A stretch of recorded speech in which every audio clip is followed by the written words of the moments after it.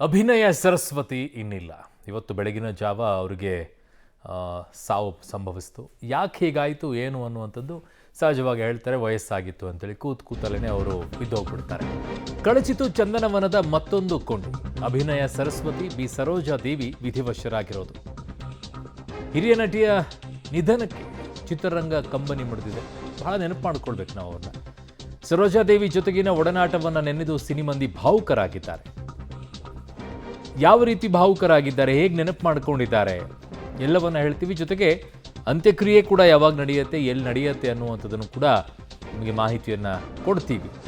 So ಅವರ ನಿವಾಸಕ್ಕೆಲ್ಲ ಇವತ್ತು ಚಿತ್ರರಂಗದ ಗಣ್ಯರೆಲ್ಲ ಹೋಗಿ ಮಾತನಾಡಿದ್ದಾರೆ, ದರ್ಶನವನ್ನು ಪಡ್ಕೊಂಡಿದ್ದಾರೆ.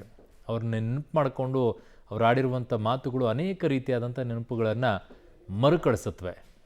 ಸೊ ಚಿತ್ರರಂಗದಲ್ಲಿ ಕನ್ನಡ ಚಿತ್ರರಂಗ ಅಷ್ಟೇ ಅಲ್ಲ, ಆ ಕಡೆಗೆ ಟಾಲಿವುಡ್ ಆಗಿರ್ಬೋದು, ಬಾಲಿವುಡ್ ಆಗಿರ್ಬೋದು, ಎಲ್ಲ ಕಡೆಯೂ ಕೂಡ ಅವರು ದಿಗ್ಗಜ ನಟರ ಜೊತೆಗೇ ನಟನೆಯನ್ನು ಮಾಡಿರೋದು. ಅಷ್ಟು ಅವರಿಗೆ ಒಳ್ಳೆಯ ಹೆಸರನ್ನು ಇಟ್ಕೊಂಡಿರೋದು. ಜೊತೆಗೆ ಅವರ ನಟನೆಗೆ ಮನಸ್ಸು ಒಲ್ಲದವರೇ ಇರಲಿಲ್ಲ. ಆ ರೀತಿಯಾಗಿ ಅವರ ನಟನೆ ಇದ್ದಿದ್ದು. ಆಮೇಲೆ ಎಲ್ಲವನ್ನ ನೋಡಿದ್ದಾರೆ, ಎಲ್ಲವನ್ನೂ ಕೂಡ ಗಳಿಸಿದ್ದಾರೆ.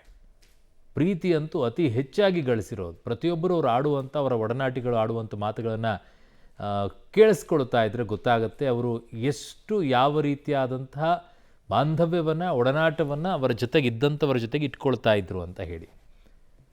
ಸೊ ಈಗಾಗಲೇ ಅವರ ನಿವಾಸಕ್ಕೆ ಕನ್ನಡ ಚಿತ್ರರಂಗದ ಅನೇಕ ಗಣ್ಯರೆಲ್ಲ ಹೋಗಿ ಅಂತಿಮ ದರ್ಶನವನ್ನು ಕೂಡ ಪಡಿತಾ ಇದ್ದಾರೆ. ಸೊ ಅವರು ನಟಿಸಿರುವಂಥ ಪ್ರತಿಯೊಂದು ಚಿತ್ರವೂ ಕೂಡ ಒಂದು ಹೆಸರನ್ನು ಮಾಡಿರುವಂಥದ್ದಿದೆ. ಸರಿಸುಮಾರು 200ಕ್ಕೂ ಹೆಚ್ಚು ಚಿತ್ರಗಳನ್ನು ನಟಿಸಿದ್ದಾರೆ ಅವರು. ಆ 200 ಚಿತ್ರಗಳಲ್ಲೂ